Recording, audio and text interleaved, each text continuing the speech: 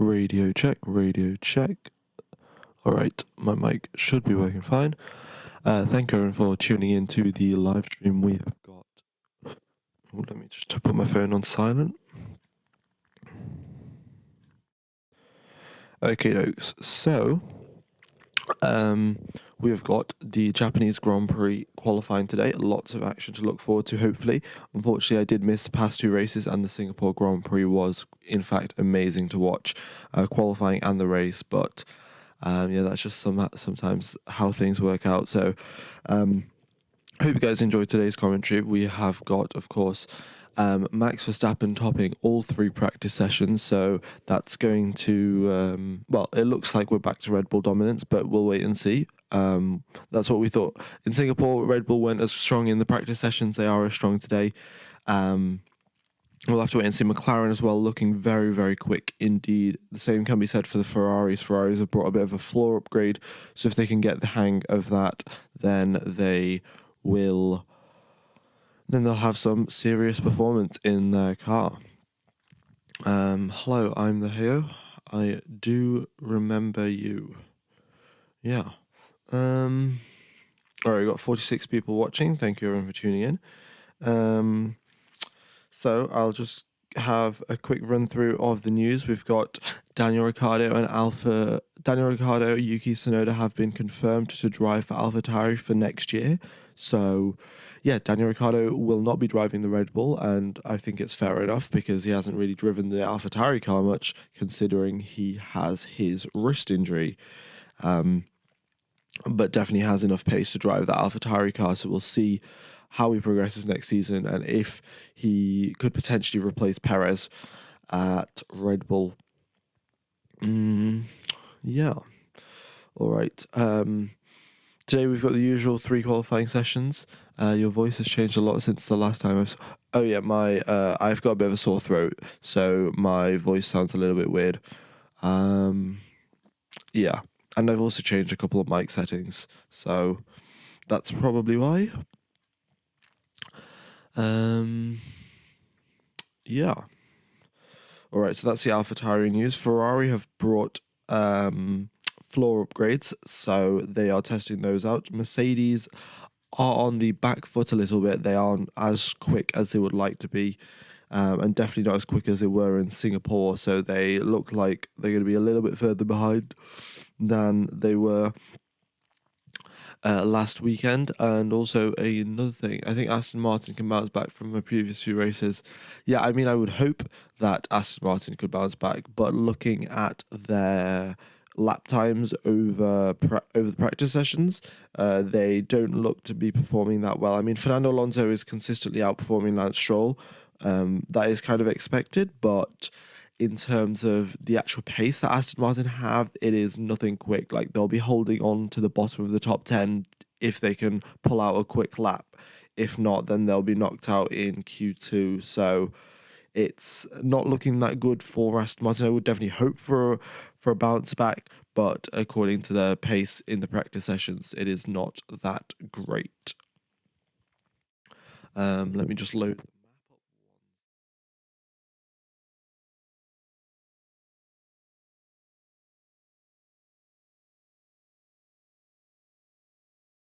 Yeah.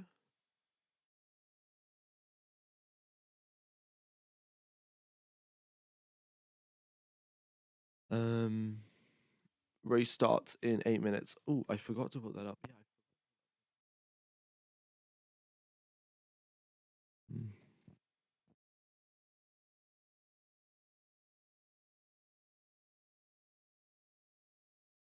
Right. So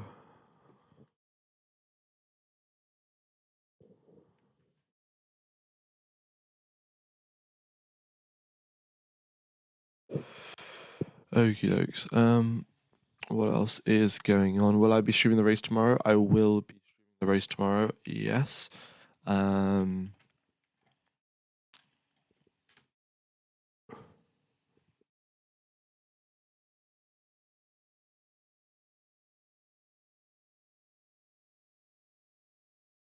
dokes. Let me just get this up on the screen.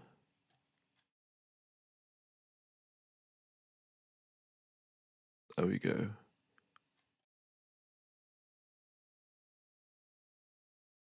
All right. Um, so qualifying is starting in 6 minutes' time, and yeah, we'll just run through what's happened in practice really. So a bit of a practice debrief. Red Bull definitely look as if they have bounced back. We've got Max Verstappen. In terms of the pace difference, Red Bull are quicker. Well, they're a lot quicker in the medium and the high speed corners compared to every car. McLaren is close to matching them, but apart from that, every other car is significantly slower in the medium and the high speed. There are a couple of cars on these straights that are slightly faster than the Red Bull. So the Williams, of course, Williams very quick in a straight line. Also, I would like to point out the Williams livery is absolutely fantastic.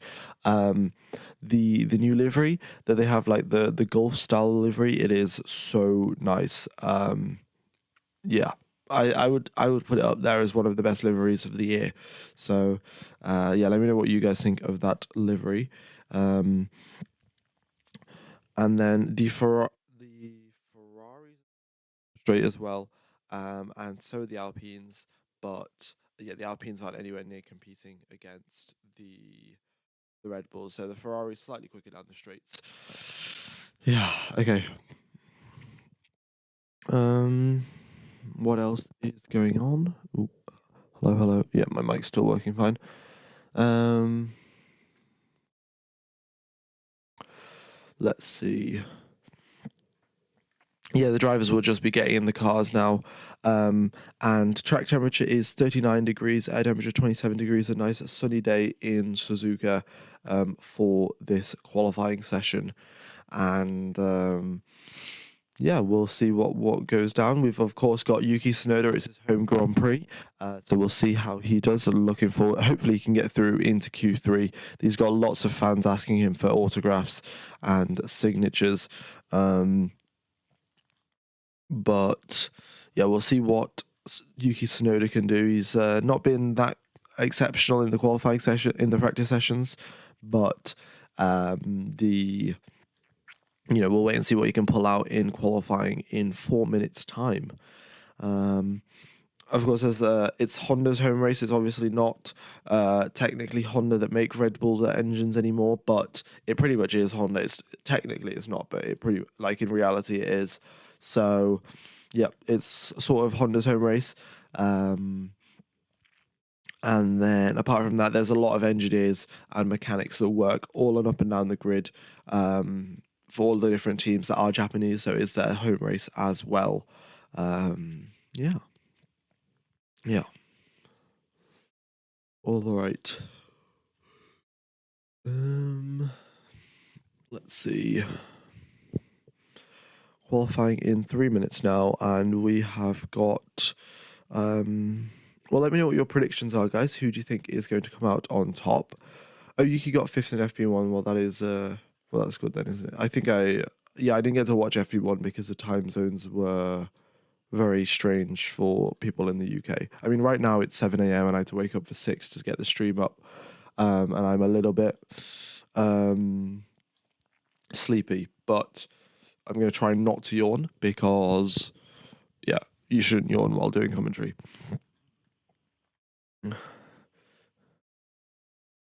Yeah, the attitude of Japanese fans is so good. They're happy even when with Tsunoda, even if he gets 14th. Well, yeah, but I would also say that they'd be so much happier if Tsunoda got a podium. So, Tsunoda makes it through into Q2. I think he'll make it through into Q2. If it makes it through into Q3, that's a bit more of a tall order because the AlphaTauri isn't that quick. So we'll see. And also Liam Lawson as well. He's had some fantastic races, and we'll see what he can do in today's Grand Prix, in today's qualifying. But the thing is that this might be his final Grand Prix because Daniel Ricciardo probably will have fully recovered from his wrist injury in 2 weeks' time for the next Grand Prix in Qatar. So, yeah, Daniel Ricciardo, by the looks of it, will be racing in Qatar. So this is Liam Lawson's last race for the foreseeable future in Formula One, and he's got to make it shine. make himself stand out. So yeah, he can ensure that he gets a seat in Formula One later down the line, because maybe a bad performance here, like gets 20th position in qualifying or something, and that could really reduce his chances of another Formula One seat. No, it's not Friday. It is Saturday. But I'm pretty sure in some parts of the world it's Saturday. Oh no, it's still Friday. Um. Okay. In Iowa, it's 1 a.m. Okay. Right. Well, qualifying starts now in 50 seconds. It is still pretty windy, as you guys can see. It's 10.4 kilometers an hour northwest wind. It is a consistent wind. It's not like blowing around and being gusty. So yeah, the drivers will just have to adapt to that and make sure that they are driving the car accordingly. It keeps flickering between 10 and 12 kilometers per hour.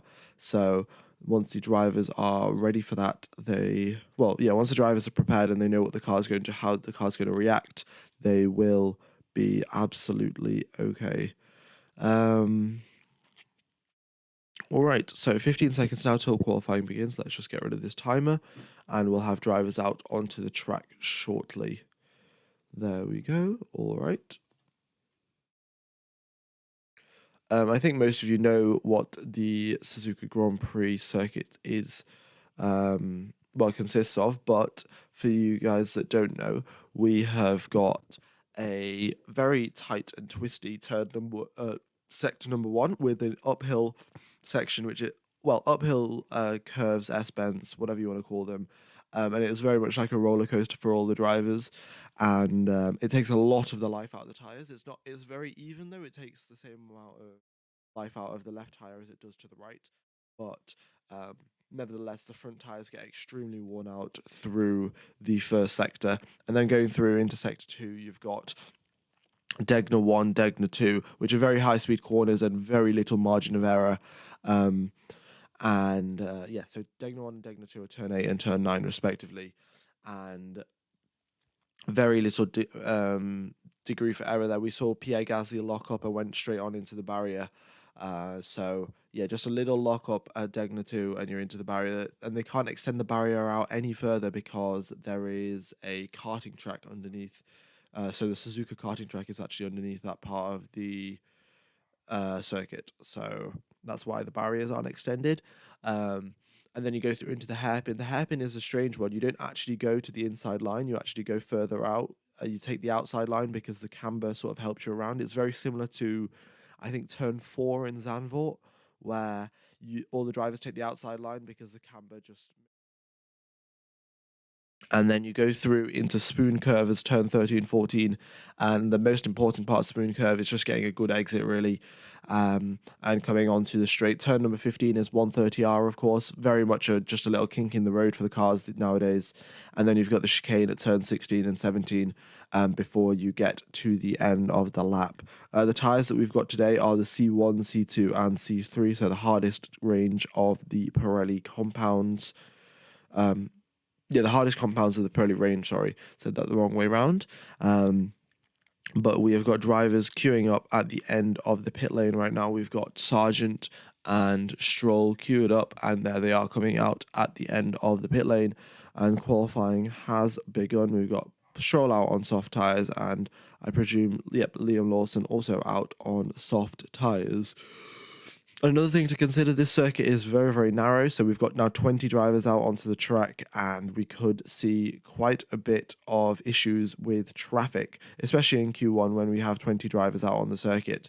We're going to see potentially some drivers getting held up, and some drivers getting held up but being blocked by other drivers who are on slow laps. So yeah, we'll see how that works out, but 20 drivers around the circuit is pretty difficult to manage because it is quite a short circuit and a very narrow circuit as well.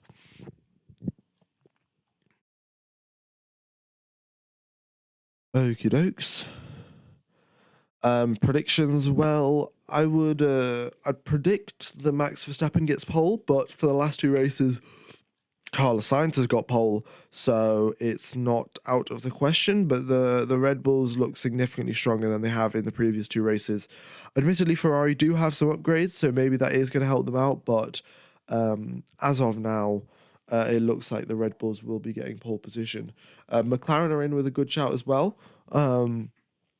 They have been pretty strong, and if they can put a good lap together, they will be competing with the Ferraris. So, yeah, we'll keep an eye out on the Ferraris and McLarens and see how close they can get to the Red Bulls. Surprisingly, though, we've only got two drivers out on track. Liam Lawson and Lance Stroll, and no one else has decided to come out the pit lane. A little bit strange there, but we are now 16. Well, we're 2 minutes into session, 16 minutes remaining, and Lance Stroll is starting his flying lap, and Liam Lawson is doing the same thing behind him. So here comes Lance Stroll going into turn number one. Now, turn number one, you have to disable DRS manually going into there, and then you go in. Well, you turn into turn number one pretty much flat. You dab the brakes a little bit, through into two, then three. It's just a continuous sequence of corners, left, then right, then left, then right. And now he goes into six, up the hill now towards Dunlop Curve as turn number seven. And yeah, he's very much shifting through the gears up into seventh gear now, going towards Degner 1. A little bit of a tap of the brake and flicks the car to the right. Degner 2 as well, more heavy braking, and now into the hairpin he goes. And the tyres are very much screaming after that first sector, and they're going to cool down a little bit off the exit of this hairpin. The rears are... the rears are definitely up to temperature, and here he comes down into Spoon Curve. Liam Lawson making his way through the hairpin as well, takes a nice outside line to let the camber get him through the corner, and now into turn number 14. Lance Stroll all over the exit curbs, and he gets a very nice exit indeed onto the back straight. Liam Lawson now makes his way through Spoon Curve as well. A little bit of a wider line for Liam Lawson, but nevertheless gets on the power pretty early. We've got Verstappen out of the pit lane, and so is Sergio Perez. And here comes now Lance Stroll through the chicane and now onto the start-finish straight, crossing the line for a 1 minute 32.2. And Liam Lawson now following him behind, and we'll see what he can do. Liam Lawson, though, 7/10 faster in the middle sector compared to Lance Stroll, so that was a very good lap there from Liam Lawson, and a 1:31.7. Stroll lacking a little bit in the middle sector specifically. And just looking at this, so Lance Stroll's first sector was 0.2 faster than Liam Lawson's, but I think what he did was just wear out his tyres way too much and heat them up and overheat them a little bit in the first sector, too much. And then in the second sector is where he suffered and lost time because of the overheating tyres. And yeah, Liam Lawson gained 0.7 of a second on Lance Stroll in the middle sector alone. So that's another thing you've got to be wary of. If you heat up your tyres too much in the first sector and you push a little bit too hard, by the time you reach the middle sector and the end of the lap, your tyres are too worn out to give you a quick lap time. So yeah. In the F1 cars, is it like in the game where you have to... in the F1 cars, it's actually, if you lift off, the DRS deactivates, and the other thing is if you reach the end of the DRS zone, it will automatically deactivate. But the drivers start turning into turn number one before the DRS zone actually finishes. So they have to manually disable the DRS on their steering wheel before they turn into turn number one. Otherwise, they'll start turning in with no rear grip. So yeah.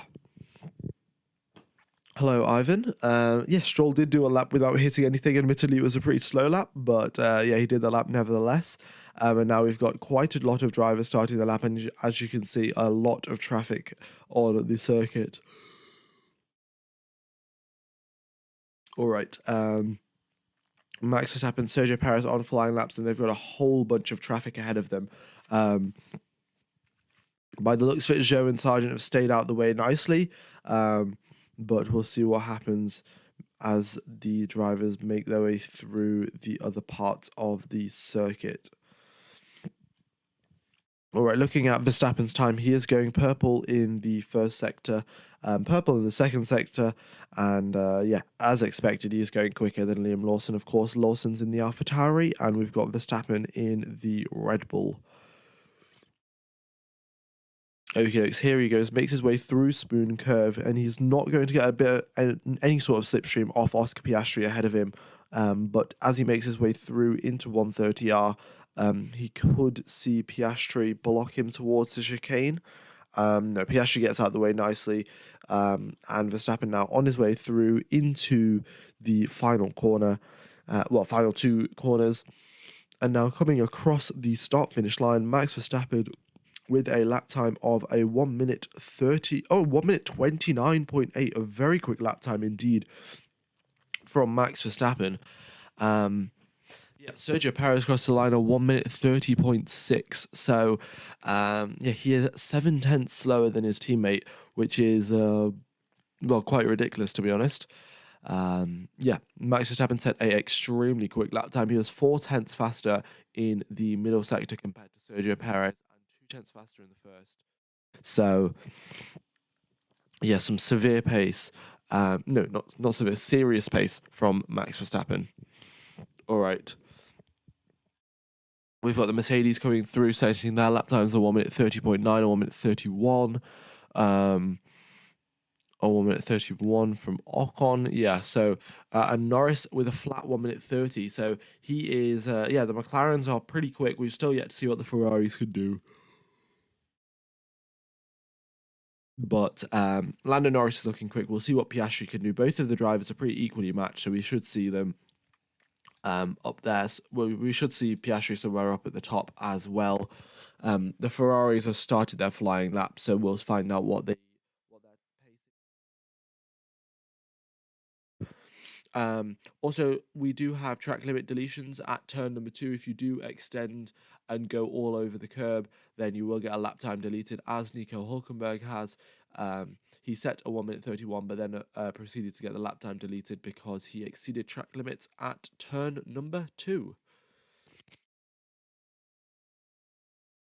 And Pierre Gasly has done the same thing.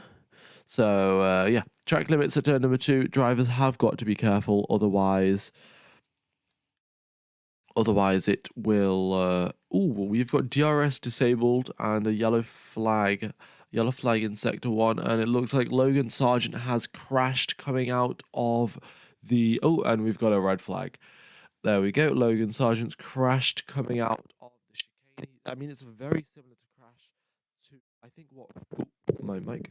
Very similar to crash to what Robert Kubica did, I think. Robert Kubica or Nicholas Latifi in 2019 Suzuka, just crashing on the exit of the chicane. Going towards the start-finish straight, but yeah, we do have a red flag because Logan Sargent has crashed. Little bit unfortunate. Yeah, I should probably say no, I'm not going to say bruv instead, but yeah, I guess I will try and reduce the ums and yes. All right, I'll just try and describe what Logan Sargent crash looks like again once I've got a replay of it.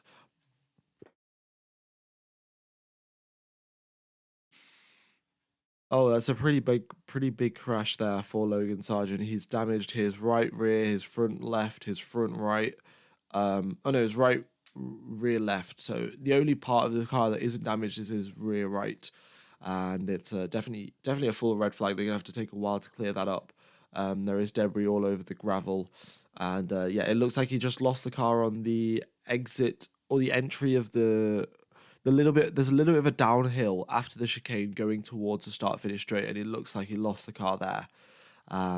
There isn't anything else I can add because I haven't got the replay just yet, but when I do get the replay, I will let you know. But that's ruined quite a lot of drivers qualifying. They've used their tyres up a little bit. So Charles Leclerc, Carlos Sainz, they were halfway through a flying lap, and then they got their lap times cancelled, of course, because of the red flag. So yeah, they have lost out on a set of soft tires. Maybe they're going to reuse them because they have enough pace to make it through into Q2 anyway. But it's still a little bit of a disadvantage there to them because they haven't been able to set a representative lap time on a fresh set of tyres. Sargent makes it back onto into the pit lane. He wasn't too far from the pit lane after all. And he is, so let's have a look. So he makes it through the chicane, gets a good exit, and then now just coming onto the curb, just loses the rear of the car, and then the car just slides over the grass and the gravel straight into the barrier. It's a little mistake as well, like he just lost the car a tiny little bit, corrected the car, and then went into the gravel. So yeah, I mean, there's nothing he could have done in that situation, because if he let the car slide, he would have crashed. If he corrected the car, he would have went into the grass. So the mistake itself, it was impossible to recover from. All right. Alex Albon has been given track limits at turn number 8, so that's Degner 1. So I think what he did was extended the exit curb and went too far over the exit curb. So that's why he's got his lap time deleted. So we've got lap time deletions at turn number 2 and turn number 9. And you could probably get one at Spoon Curve as well if you extend the curb out a little bit too much. And James Vowles is probably not pleased, being the Williams team principal. Logan Sargent having another crash. Even after the approach that James Vowles told Logan Sargent was to slowly build up into the weekend, build up the pace. So he's been building up the pace all over the practice sessions, and now here he comes into what? Oh yeah, here he comes into Q1 and crashes the car. So there we go.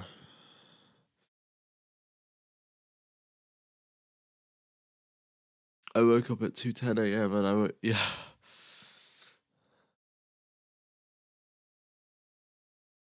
Is there much damage to Logan's car? Yeah, there is damage to the entire front of the car and the rear left channel. So that's why so it's going to take a while for him to fix it. Well, the Williams team to fix it, but they have got all day today. And I'm pretty sure one decorator is 10. So, yeah. Hello, Kiez. Nice to see that you are back. Smooth operator. Yeah, I mean, it's not a smooth operation from Logan Sargent, I can tell you that. Journey on mobile today, but let's go McLaren. Yeah, McLaren are pretty quick, as you can see. Second and third place for Norris and Piastri. Admittedly, the gap between Norris and Piastri 0.4 of a second, but nevertheless, I mean, they're still quicker than Sergio Perez, so does it really matter? What happened to Sargent? Crashed at turn number 18. So the final corner of the circuit, lost the rear of the car and into the barrier. All right, it should not take too long to clear his car up because the pit lane, of course, is very nearby. They will get a crane out to the car very, very soon and pick it up. The debris as well. I don't think there'll be any serious damage to the barrier because he didn't hit the barrier head on. He hit it sort of a side impact, which isn't too severe whatsoever. And that means that the barrier will have no sort of noticeable damage. They will check it, of course, but it will not. It probably won't need any repairs.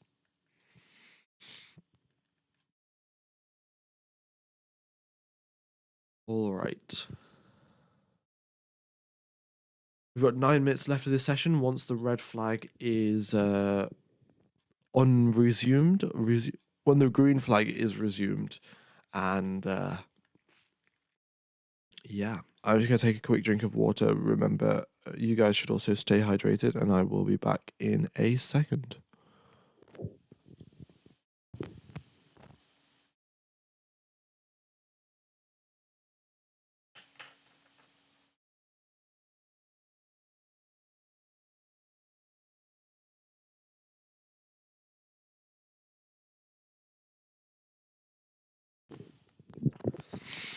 Yep. And once again, track temperature 37 degrees, air temperature 26 degrees. So with such high track temperature, it is going to wear out your tires a lot more than usual.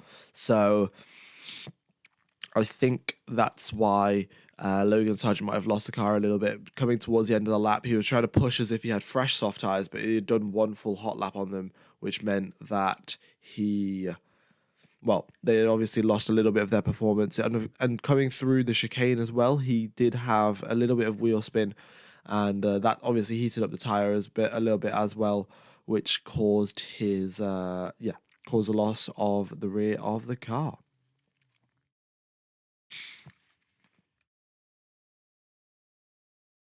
And Sargent was on for a pretty good lap as well, might I point out. He was purple in the first sector, purple in the... Well, not completely purple. He was purple in a couple of the mini sectors in the first sector, purple in a couple of the mini sectors in the second sector as well, and in the third sector.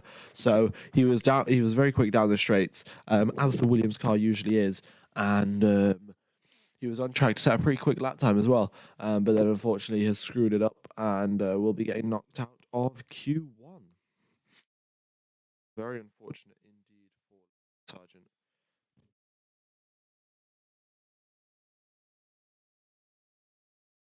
All right. So they've picked up the car now. It's onto the back of the lorry, so they'll just be clearing up the debris. And once the car's back in the pit lane, we will be going racing shortly. All right. It is, and the wind's still 10 kilometers an hour. This time going west instead of northwest, but very consistent wind, and it looks like it's a bit of a tailwind as well, where Logan Sargent crashed. So yeah, just a combination of circumstances: overheating tires, a loss of rear grip, and tailwind causing him to lose the car. George Russell has outqualified Lewis Hamilton in the past 3 races. Currently, the qualifying head-to-head is 8-7 to George Russell. And by the looks of it, George Russell is a little bit quicker than Hamilton today. It's only 35 milliseconds, so not that big of a gap. But George Russell just having a little bit of that edge over Lewis Hamilton. And it is green flag, track is clear, and the drivers will be getting ready to go out once again. With 9 minutes left on the clock, you can get maybe 2 laps done if you're quick. And most likely it will just be 1 lap with the drivers for the drivers left to do in this session. So we'll see who comes out, who doesn't, but by the looks of it, everyone is still sat in the pit lane and nobody is coming out on the circuit because there's not enough time left. Oh no, sorry. The session has been... has the session been restarted? Oh, session restarting in 1 minute's time. My apologies. Yeah, we've just got a green flag out onto the circuit now, but session is restarting in 1 minute's time. So, yeah.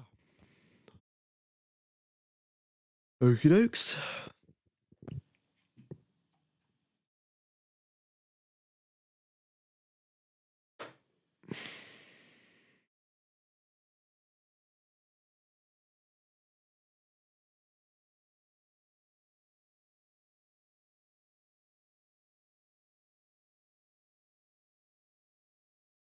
Tail it, right.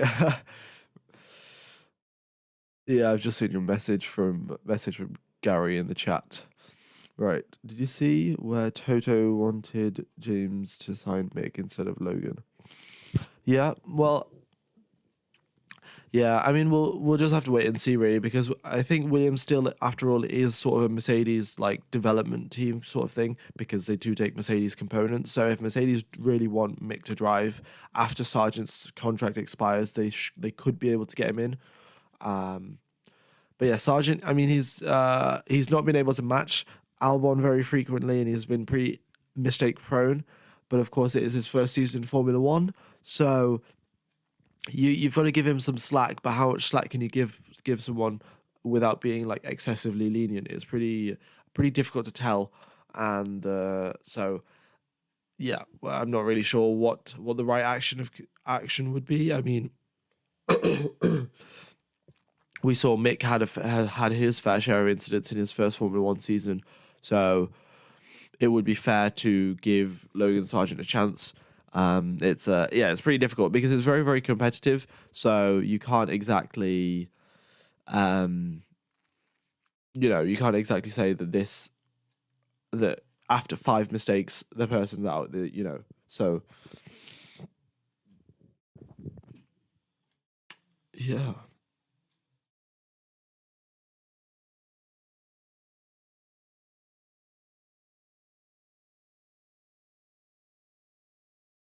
Right.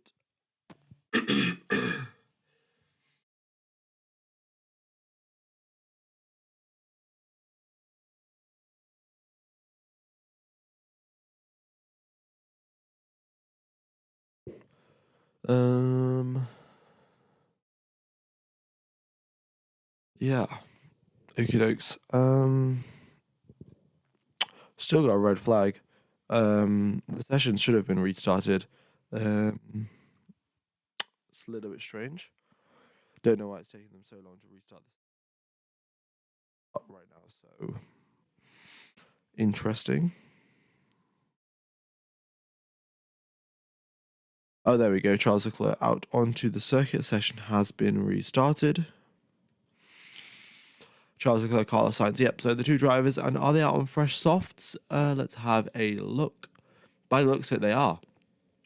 They are out on fresh soft tires. So the tires that they used in the previous, the tires that they used in the previous, like before the red flag, they have took them off and put them back into the garage, and they've put on fresh sets of soft to make it through into Q2.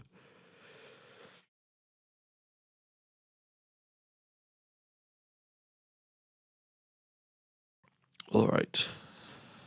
Liam Lawson also out onto the circuit, and we'll see what he can do. But yeah, he set a quick lap time when he set it. He was of course quicker than Stroll by a significant margin, but he is still 1.8 seconds off the pace, and is half a second behind his teammate. Also, Charles Leclerc, Guan Yu Zhou, and Valtteri Bottas have been noted for failing to follow the race director's instructions. So effectively, there's a maximum lap time that you can set on your outlap because you don't want to be causing too much traffic. So the race director said there was a maximum lap time, and Leclerc, Zhou, and Bottas haven't abided to that.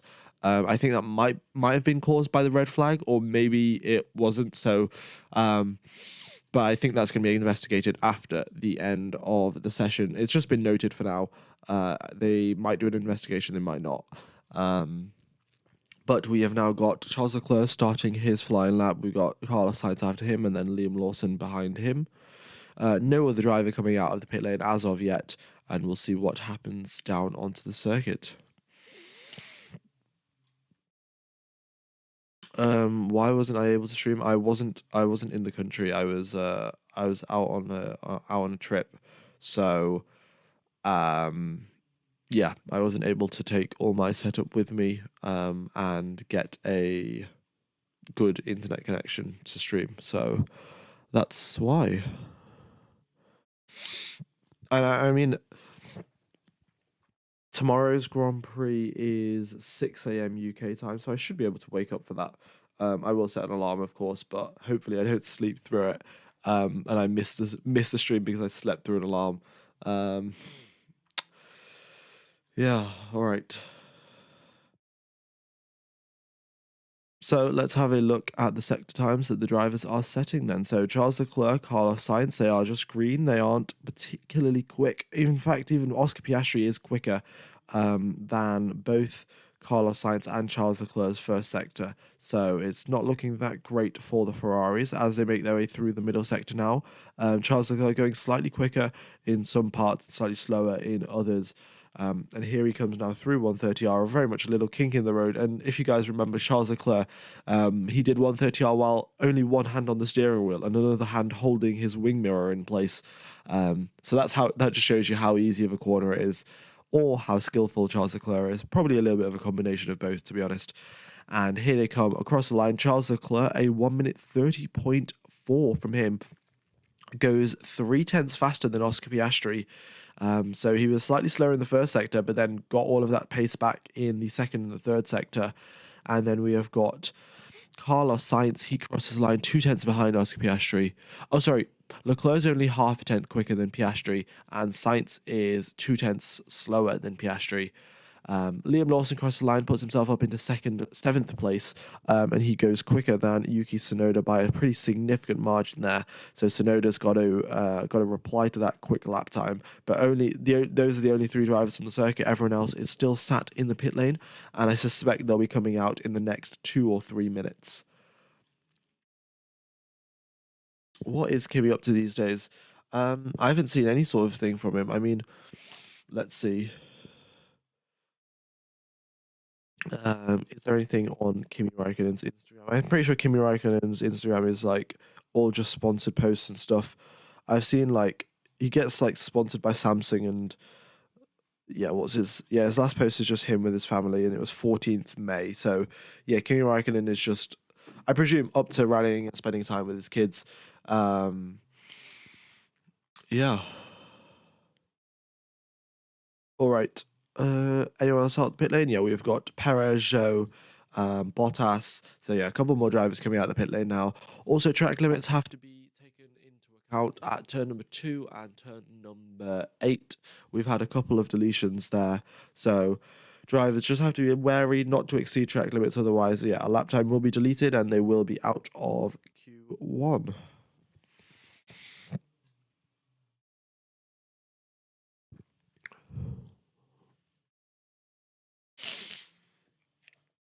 What happened to Albon?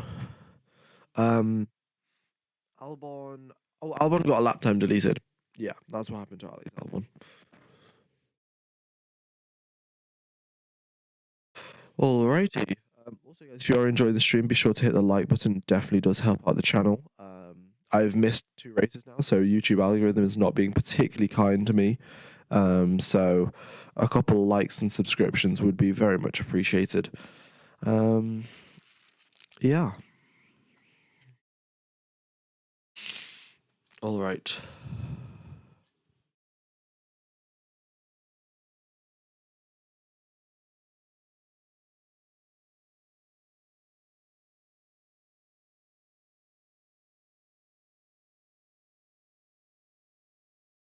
Okie dokie, Yuki Tsunoda making his way through as well. All right, we've got pretty much everyone onto the circuit. Let's see who isn't on the circuit. We've got Albon, who isn't out onto the track yet. Neither is Sargent or Leclerc, Norris or Verstappen. Maybe these drivers don't need to come out with only 2 minutes left on the clock. I doubt they are coming out, and they just think they're going to make it through into Q2, which would be pretty fair to assume, to be honest. Yeah. So let's see. We've now got Guan Yu Zhou coming across the line to start his flying lap. We've got Bottas as well. So everyone now starting their flying laps. We've got Perez at the front of the pack. He's going to hit a little bit of traffic, but nothing that should hold him up if the drivers get out of the way at the correct time. Yeah, apologies for my voice, guys, today. I sound a little bit weird because I have got a sore throat and a blocked nose. Yeah. Okay. But let's just have a look at these times as the drivers are setting them. Sergio Perez doesn't even improve in the first sector. So look, maybe he's backing off a little bit in the first sector, trying to improve in the second sector. But looking at his second sector times as well, he is not improving that also. So yeah, Sergio Perez not improving in the first sector. Let's have a look at Zhou and Bottas. Bottas improves and so does Zhou. Oh no, Zhou improves in the first sector, Bottas doesn't. But we're seeing quite a lot of yellow middle sectors here, and it looks like track conditions have got slightly worse. I can't tell exactly what's got worse. Temperature looks to be pretty much the same as what it was before, but the drivers are lapping slightly slower than they were before the red flag. All right, so here comes Sergio Perez. Across the line he comes, and he does not improve his lap time. Yeah, he goes just marginally slower. Just marginally slower than his personal best, and that is not ideal for him. But it doesn't really matter as long as he makes it through into Q2. He's got to pull out the real pace for Q3, really. Nico Hülkenberg across the line, puts himself into 14th. Then Gasly across the line into 7th. Next across the line is Alex Albon. He was Alex Albon starting his lap. Apologies there. And all right, let's have a look then. So Esteban Ocon now across the line. He puts himself up into 8th position. And then pushing Hulkenberg into the elimination zone. Tsunoda at 15th at risk. It is his home race. Let's see what he can do. He's got a green first sector, a green second sector, and he's making his way through the final corner now. George Russell across the line. He's into 7th position. Stroll now across the line from 8th into 15th. So he just scrapes his way through, but let's see what Yuki Tsunoda can do. Here he comes out the final corner, and now across the line up into 7th place. What a lap from Yuki Tsunoda, and Lance Stroll has been eliminated. Fernando Alonso in 15th at the risk of elimination, and with 2 yellow sectors, it looks like he isn't improving either. Behind him is Liam Lawson, who's currently in 11th position. He's also set a very quick lap time. Well, very quick first and second sector. Let's see what he does when he crosses the line. Alonso crossed the line into 11th. Lawson up into 4th. Wow. He goes a solid 3/10 quicker than Yuki Tsunoda at his home race. That is a brilliant lap there from Liam Lawson. Lewis Hamilton now coming across the line. He's currently in 14th, up into 10th position. The Mercedes really not as strong as they were on the previous weekends. And here is Alex Albon now, 2 green sectors, and the last driver to come across the line, and he puts himself up into 12th position. So the elimination zone is Kevin Magnussen, Valtteri Bottas, Lance Stroll, Nico Hulkenberg, Guan Yu Zhou, and Logan Sargent.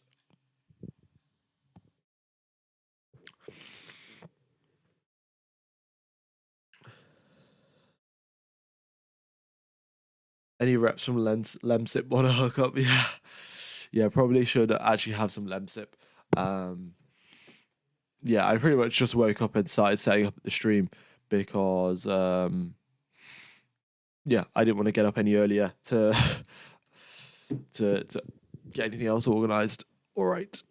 Yeah, but Liam Lawson, solid lap from him, up in 4th position. He definitely deserves an F1 seat, and then this is the kind of performance he needs if he wants to get one in the future. Consider there's any sort of any team that wants another driver that has a little bit of experience, because it's always a bit of a risk going off a driver that's only competed in F2 or only competed in Super Formula and has no race experience. So Liam Lawson has that little 2-3 races experience. That's going to be sufficient to ensure that he gets his way into another Formula 1 seat.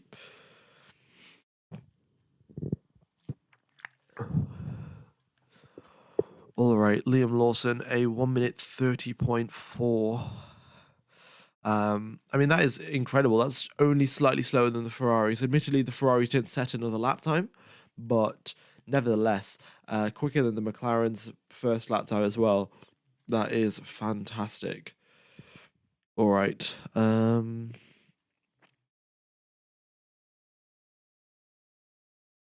Does Hamilton and Russell have set the same lap time? Hamilton and Russell. Oh yeah, they did. That's a little bit strange. Thank you for pointing that out. I'm not going to try and say your first name, so just Moses. Thank you for pointing that out. George Russell and Lewis Hamilton are both on a 1 minute 30.811. So, yeah, they're very, very close indeed. And also, Sergio Perez and Carlos Sainz are split by 1 millisecond as well. So, very close competition between drivers today. And of course, I mean, the Mercedes duo, they are the qualifying head-to-head is 8-7 to George Russell. So both drivers are very, very equally matched, and we can see that reflected in today's lap time as well. Everyone on soft tyres as usual, and they will be making their way through into Q2 and Q3. Q2 starting now in 2 minutes' time. 4 minutes' time.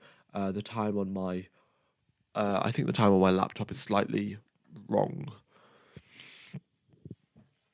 What happened to Sargent? Sargent crashed at the final corner, so that is what happened to him. I saw that Alpine wants Mick in the WEC for a hypercar. Yeah, I mean the WEC hypercars are absolutely incredible. So, I mean one of them doesn't even have a rear wing, and it just generates all of its downforce from a diffuser. It is absolutely ridiculous. The WEC hypercars, and I mean just considering the fact that these cars are running for 6, 12, 24 hours straight in their endurance races is quite incredible, to be honest.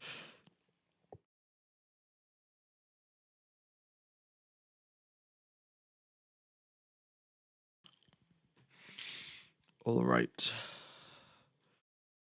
Yeah, so qualifying starting soon, but the drivers that have been eliminated, it's not really a shock to have the two Alfa Romeos eliminated, Lance Stroll as well.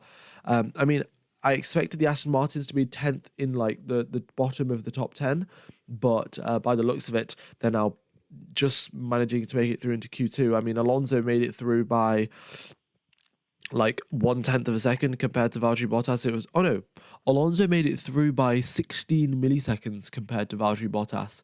I think, wait, am I looking at this correctly or not? No, it was 1/10 of a second, but still, nevertheless, very, very close indeed. And we're going to see, well, can Aston Martin recover? Can they improve their performance once again?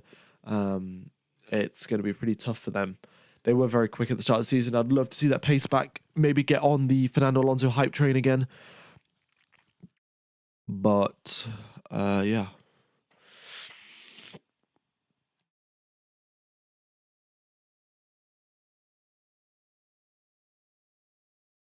If this transfers, is that? Oh, can Max Verstappen actually win the championship tomorrow? I didn't actually look at the stats because, I mean, I think it's pretty much also confirmed that Verstappen's winning the championship, whatever happens. So, if he wants to mathematically win it tomorrow, then so be it, because he's going to win it anyway.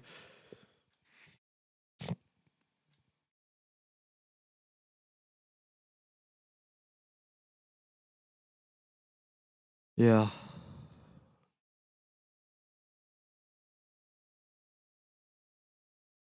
Magnussen has outqualified Hulkenberg though for 2 races in a row now, so that is pretty good considering Hulkenberg is very very good in qualifying, and we used to see him up in Q3 quite often in that Haas. I don't know how he did it, but yeah, past 2 races, Magnussen has been getting the better of Nico Hulkenberg. Oh, the earliest he can win the World Driver Championship is Qatar. Okay.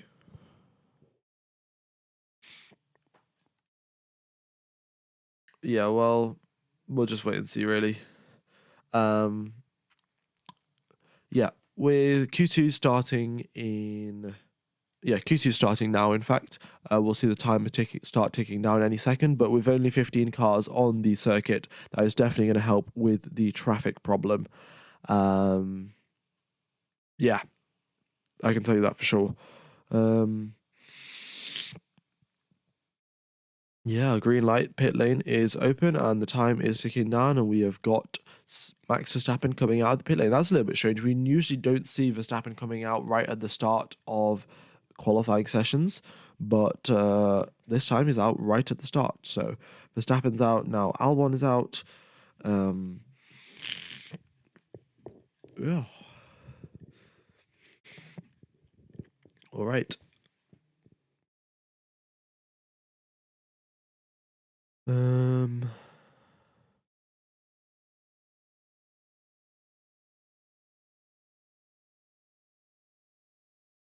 watch him because he sets one fire and sits back in his garage because he knows it's through.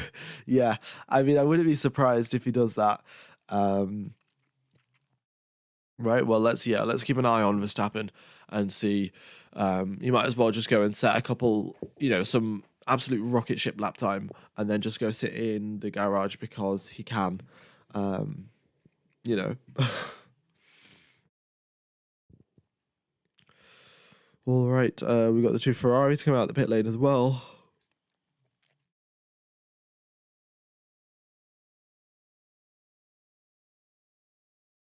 Okay. Yeah. Not too much to talk about right now. There's not too much action going on the circuit. Um, yeah, the wind and the air and the track temperature has been as consistent as it has been all session. Really, it's just been pretty much the same. the drivers have very much got used to it. They've got the tailwind going down the start-finish straight, but then they've got the headwind through the S-curves, which just makes it all the more fun. I remember Vettel saying, I think it was in the 2019 maybe, or the 2020 cars, that he didn't touch the brake a single part through the S section because he had a headwind. He lifted off the throttle, of course, but he did not tap the brake whatsoever because of that headwind, and it makes it pretty much like a roller coaster to drive through. So here comes now Max Verstappen. Let's have a look at his time. So Alex Albon going quicker in the mini sectors go down the straights. Verstappen, of course, quicker in the mini sectors through the corners. And here he goes through 6 and 7. Now up towards Dunlop, a very steep uphill there as he makes his way through Dunlop. Now into Degner 1, where you can exceed track limits, so he's got to be wary of that. Tap the brakes, flick the car in, and just brake a little bit more heavily for turn number 9. And now through the kink of 10 into the hairpin of 11, takes the outside line to help the camber through the corner, and now into 12, which is very much just flat and a little kink in the road now. And turn number 13 and 14 is spoon curve, takes a V sort, like he takes the racing line in sort of a V shape, and then gets a very nice exit out onto the back straight, and then now into 130R he goes. Right, there he goes through 130R, hits that apex nicely, and now braking into the chicane. Yeah, just a smooth lap from Max Verstappen. Nothing too crazy to comment on. No oversteer moments, no locking up. And here he comes across the line now. Well, 1 minute 29.9, and that is definitely sufficient to make him get him through into Q2.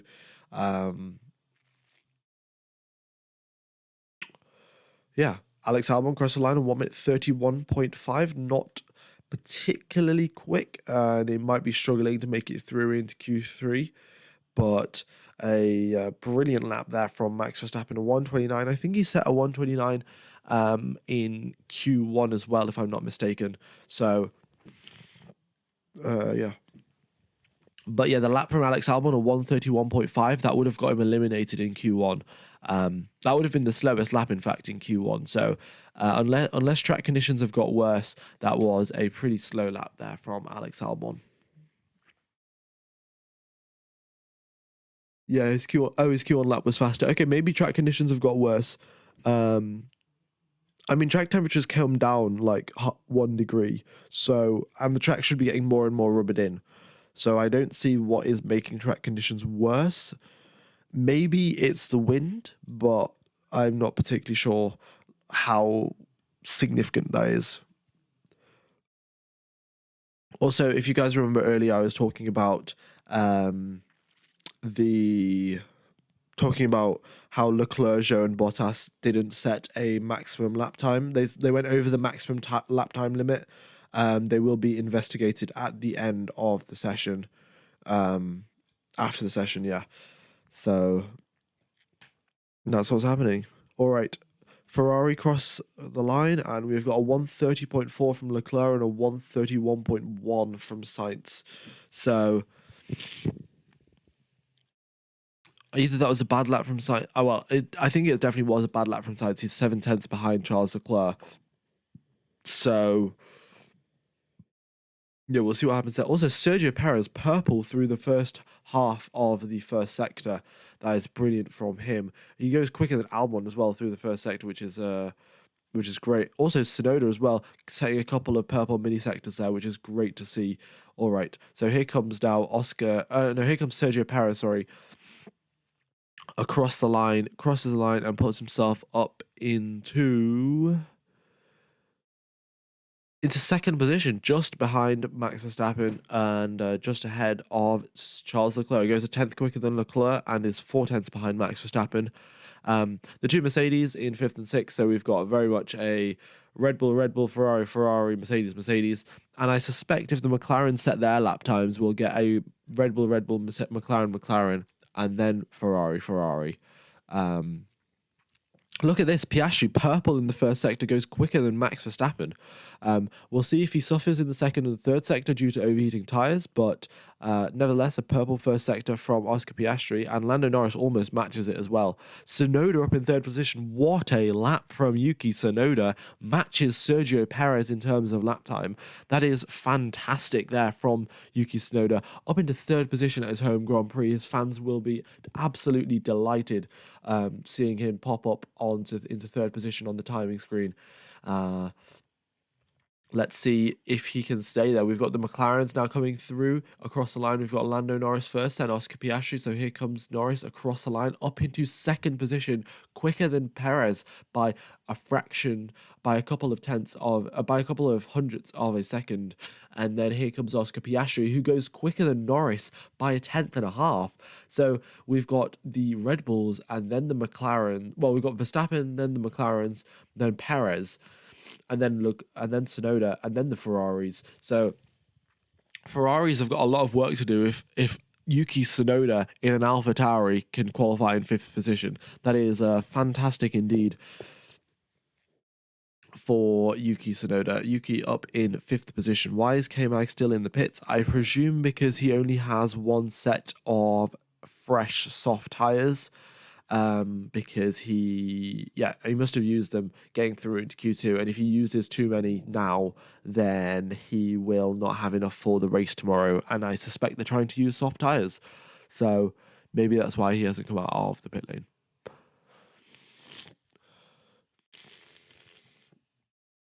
I don't see why you would want to use soft tyres in your race strategy. They seem to wear out pretty quickly, but maybe Haas knows something that I don't know.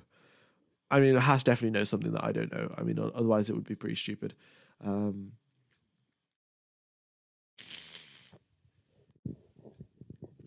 right.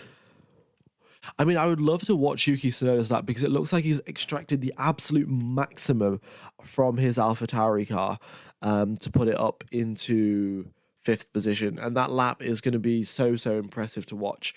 I'd love to see the replay of that once it gets released.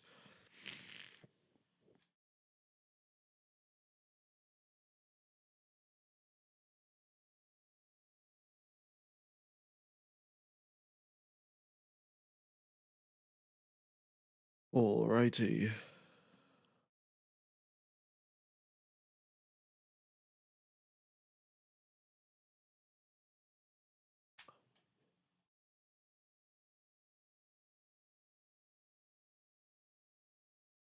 Right. Let's see. What is happening to the Q1 hard, Q2 medium, Q3 soft qualifying thing? I think the FIA are just going to look into it and then do it and then decide later on. It's definitely not coming back for this season. They may use it next season. They may use it the season after that. But I think it's just effectively to reduce the waste of tires because the Pirelli bring like 13 sets of tires per driver. So that's 13 times 4. What's that? 52 tires per driver for each weekend. So if you have 52 times 20, that is like 1,000 tires approximately for each weekend. So if they can even reduce that by a little bit, that's saving a lot of, like carbon emissions and everything and making F1 more sustainable. So I think they'll look into it probably for next year or the year after that. But they're not going to change the rules midway through the season. Yep, Verstappen's the only driver on a 129. He was only the only driver on a 129 in Q1 as well. But Oscar Piastri is getting perilously close to the 129. And maybe going through into Q3, he will get there. We'll have to wait and see. We've got Alex Albon on his flying lap right now. Green in the first sector, Green in the second sector. And we'll see what he can do and can he make it through. With only 3 minutes 50 left on the clock, this will be his final lap. We've got Sainz, Leclerc, Magnussen, Alonso all coming out onto the circuit. Here comes Alex Albon, crosses the line into 7th position, a 1 minute 30.5. Wow, okay. So that's actually pretty quick. That's only a tenth slower than Leclerc. So, the other drivers have got their work cut out to try and now make sure that they don't get eliminated in Q2. Apologies for that sneeze. Um,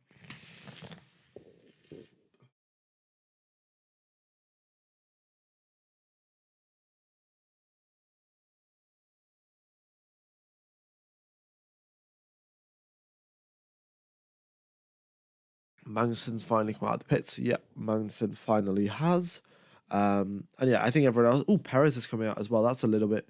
I guess they're just taking a bit of a safety precaution with Perez, but they are using a fresh set of softs as well. So that's going to be one less set of softs that you can use in the race. We'll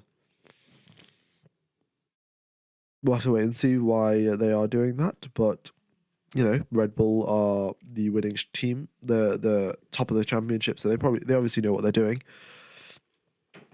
All right. Then now we have got Charles Leclerc at the front of the qualifying pack with now 2 minutes and 20 seconds left on the clock. And we have got the remaining drivers just driving around now on their way to start a flying lap. Track temperatures dropped 1 degree. The wind has picked up. It's now 17 kilometers an hour.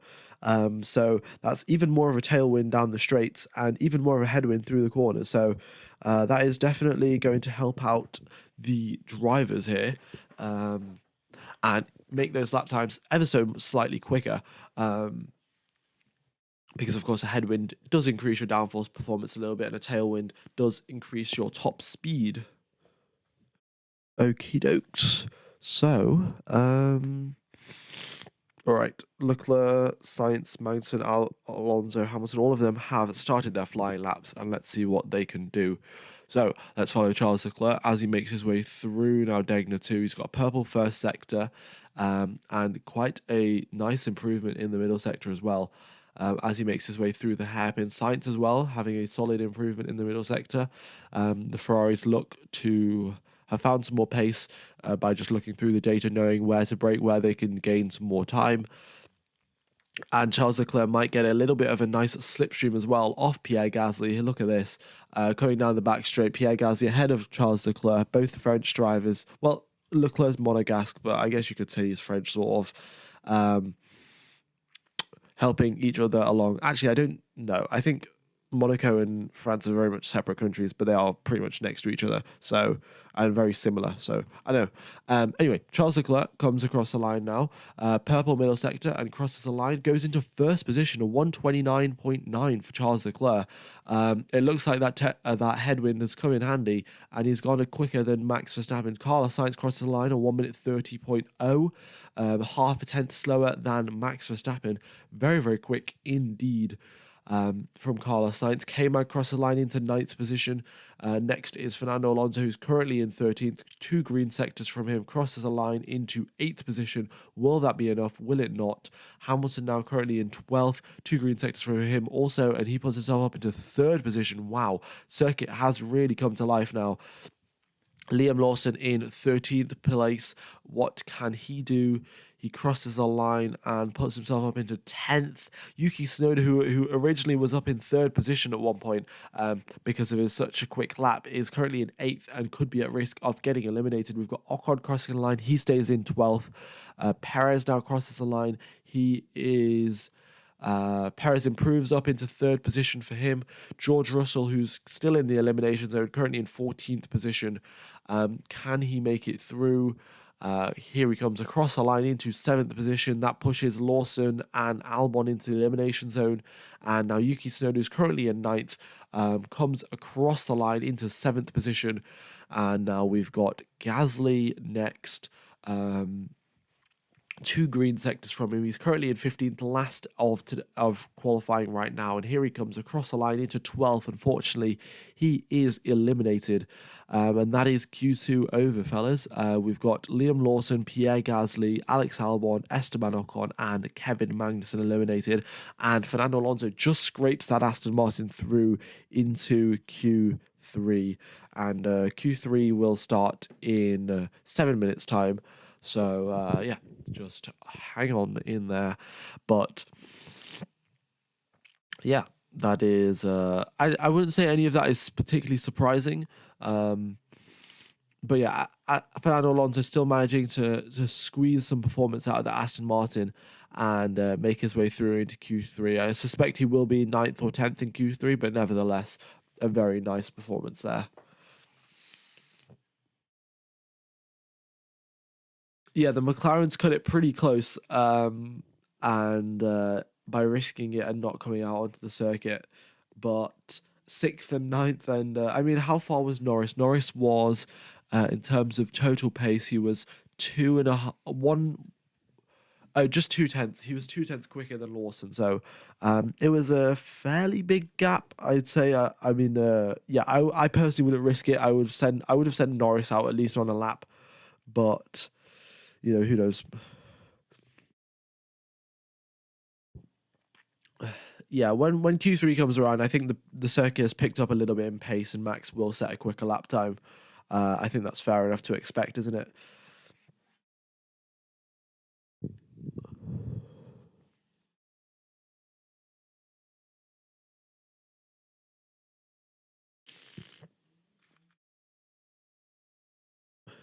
Yeah, Sonoda's in Q3 into his home race. That is, yeah, fantastic. I mean, his fans will definitely be pleased, and I think all the Japanese fans will be pleased, even if they do support Ferrari, because AlphaTauri hasn't really got any direct competitors. Of course, they've got people in the midfield that they're fighting against for constructors' points, but I think every single Japanese fan will be pleased that Sonoda's made it through into Q3.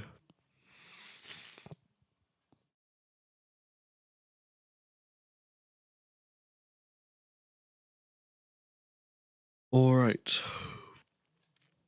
Also, guys, if you haven't hit the like button or subscribed, be sure to do so. It definitely does help out the channel. Um, I mean, I think I might. I don't want to do this, but if my throat carries on hurting like badly tomorrow, I might have to miss the stream. Um, I'll try not to, of course. But yeah, it just depends on how badly my throat hurts, to be honest. Um, yeah, yeah. All right.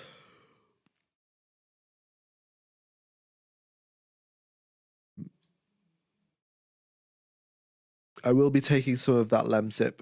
Hopefully, that's just sorts everything out. Just stream and let the commentary. Yeah, I might do that. Yeah, I might let the stream just run without commentary.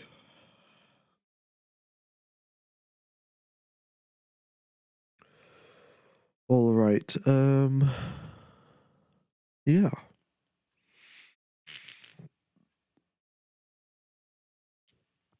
Let's see what else is left to talk about. Well, we'll see who outqualifies who. Oscar Piastri has been doing a solid job recently, outqualifying Lando Norris quite consistently, and also being very equal to him in terms of pace. And it is Oscar Piastri's first season, right? Like, I'm not forgetting. Um, yeah, it's Oscar Piastri's first season, so that is a solid job that he has been able to compete with. Is it his first season? Honestly, it's too early in the morning to think. Um,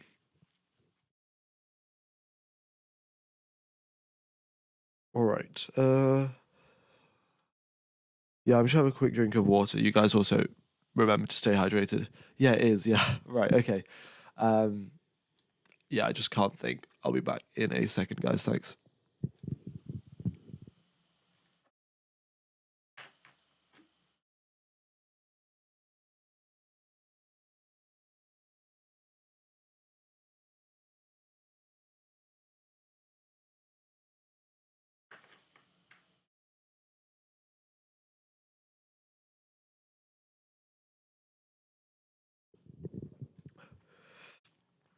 Yeah, I've heard gargling with hot water and salt helps. Um, I mean, I'll try pretty much anything to see if it will help because I would, I'd quite like to talk and do tomorrow's commentary. And r slash Hydro Homies is it's a goated subreddit indeed. Yeah, Piastri has definitely been very good this year. He's definitely, if there is a Rookie of the Season award, Oscar Piastri definitely gets it. I mean, maybe Liam Lawson, but he's not technically a rookie. I guess he is a rookie, but he's not. Uh, it's not his full season. So Yeah, he's doing amazing for his first season of podium, consistent points finishes, good comebacks, and matching Norris's pace. When he gets upgrades, very happy he re-signed. Yeah, yeah. Oscar Piastri would definitely have my rookie of the year award. Logan Sargent hasn't been performing that all that well, if we're being completely honest. So yeah, and Nick DeFries, of course, is no longer in a seat. So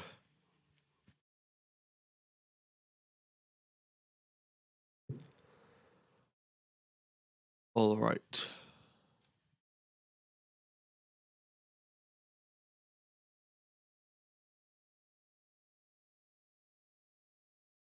How much time left? Qualifying is starting in 1 minute's time. Logan is the worst rookie in recent. Well, I mean, I think you're forgetting Nikita Mazepin, but I don't think Nikita Mazepin really counted as a rookie because he was kind of just a pay driver. Um, yeah, but we'll wait. Yeah, I don't think you really count Nikita Mazepin as a rookie. Right.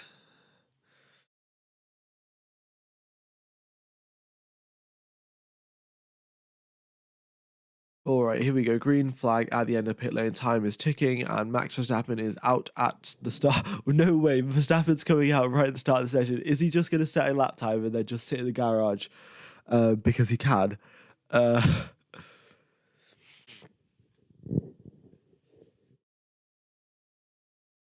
whose fan are you? I am a Sebastian Vettel fan, so I don't exactly know who to support, but since I'm a commentator, being impartial isn't really a problem.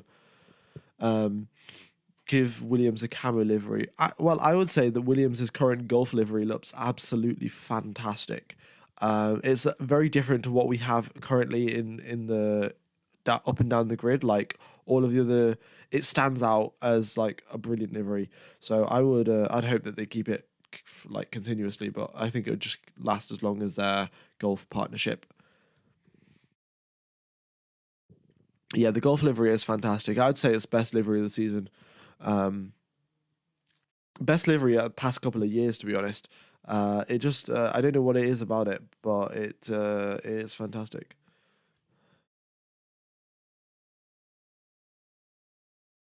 Right, so here comes now Verstappen. All the drivers just warming up their tires, and only 10 drivers on the circuit now, so no issues of traffic, to be honest. And the teams have dealt with it pretty well. No one's been blocking anyone, and the engineers have been on top of it over the radio.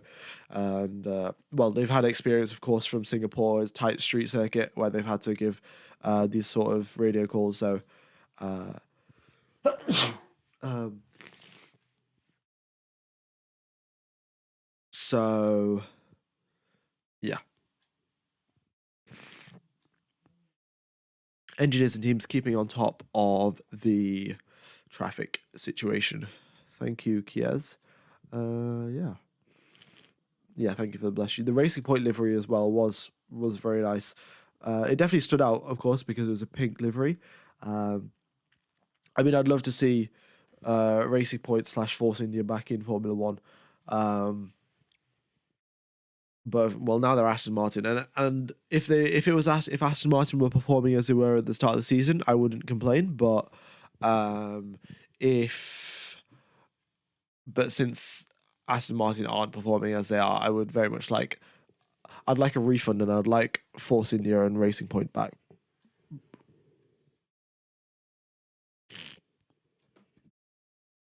Yeah, BMW Cyber had a nice light blue and white livery. Yeah, I mean, the cars is just so crowded with sponsors everywhere. There's sponsors literally, well, yeah, I mean, everywhere, all over the car. Um, it is ridiculous. There's no sort of like, there's no sort of area for um, creative designs and whatnot because there's just sponsors that you've got to fit in everywhere. All right, so Max Verstappen on a flying lap, a 30.8 in the first sector, a 40.3 in the second sector. That is purple sectors all around from him. Um, Purple mini sectors as well, quite a few purple mini sectors. And here he comes now through the final corner, through the chicane. What can he do? He previously was a 129.9 and now he crossed the line a 129.0, a 9/10 improvement from Max Verstappen. Wow. I mean, I guess this is why he's already a two-time world champion and on his way to win his third. Perez goes a second and a half behind Verstappen. A second and a half. Verstappen, I mean, if he doesn't sit in the garage till the end of qualifying, it would just be a disservice. Like, there's just no. How has he done that? Piastri, a 129.4.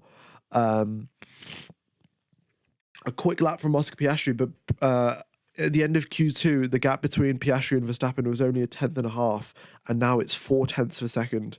Norris crosses the line just half a tenth behind Oscar Piastri, not too far. But Max Verstappen, I mean, what are you? How? Yeah, it is quite fantastic, to be honest, how he could do that. And we'll just wait and see. Is he going to set another lap time, or is he just going to sit in the garage and just have like a Sigma Giga Chad moment and just sit in the garage and get pole position without even setting a second lap? It looks like he took Singapore very personally. Yeah. Yeah, he probably will do a second run considering how close Piastri was, and if you took into account how much the track got quicker over Q2, like the circuit got at least half a second quicker over the course of Q2, and yeah, if the same thing happens for Q3, then Oscar Piastri will get pole and Verstappen won't. So I think Verstappen will go and set another lap time, and he will go sub 1:29, as Swift Swim says in chat. Yeah. Yeah, the track is cooling a little bit. Actually, yeah, that explains the increase in performance. Track temperature's gone down a little bit, so there's less overheating in the tires, so the drivers can push that little bit more. And the wind is still 14 kilometers an hour, so still pretty strong headwind through the S section and tailwind down the straights.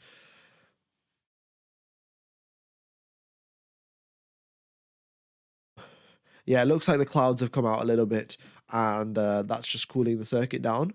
And of course, cooling the circuit down definitely reduces that tire temperature. All right, the Ferraris still sat in the pit lane, haven't come out onto the circuit. It looks like Ferraris are only doing one lap. Yes. Oh, yeah. The Ferraris got screwed in Q1 because of Logan Sargent's crash.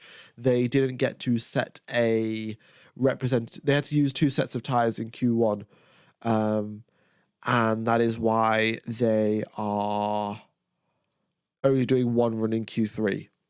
That makes sense.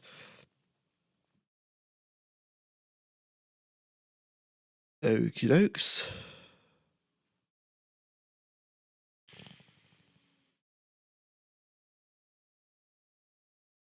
All right.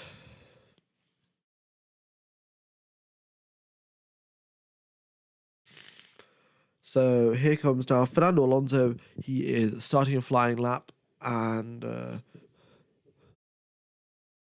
George Russell is also on a flying lap. So two drivers on a flying lap, 4 minutes, 50 seconds left on the clock. Let's see what will happen.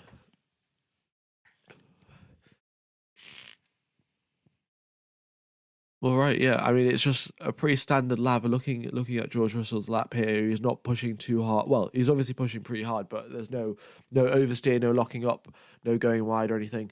So a smooth qualifying lap, as you would expect from George Russell, and we'll see what he can do. And can he outqualify Lewis Hamilton again? He's outqualified Lewis Hamilton in the past 3 races.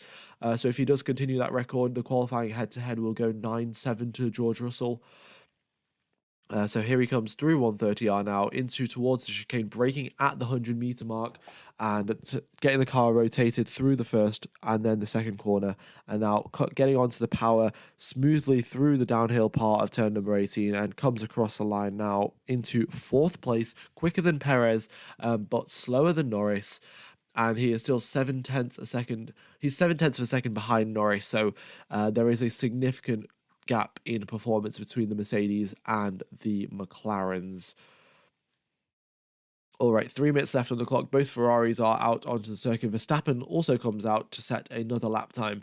I guess he wants to come into the 1:28s, and yeah, I guess he wanted to, yeah, that's what his target will be.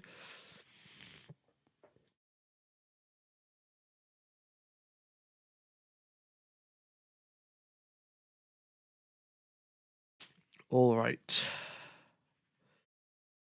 Sergio Perez out onto the circuit as well. All right, let's see which driver isn't out. I think Hamilton's the only driver that isn't out on the circuit right now. And he's got 3 minutes left on the clock, so he can come out in a little set. Yeah, and here he is out the pit lane. So all of the drivers, all 10 of them, are out onto the circuit.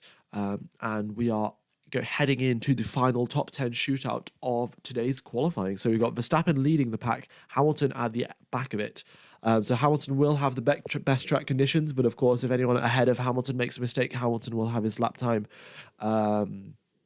deleted. Well, not deleted, but his lap time will be pretty much not invalidated. Invalidated is the wrong word. It will just be irrelevant, effectively, because of a yellow flag or a double yellow or something like that. So here comes Max Verstappen. He's leading the way, and then we've got Leclerc, Russell, Sainz, Piastri, Norris, Alonso, Tsunoda, Perez, and then Hamilton.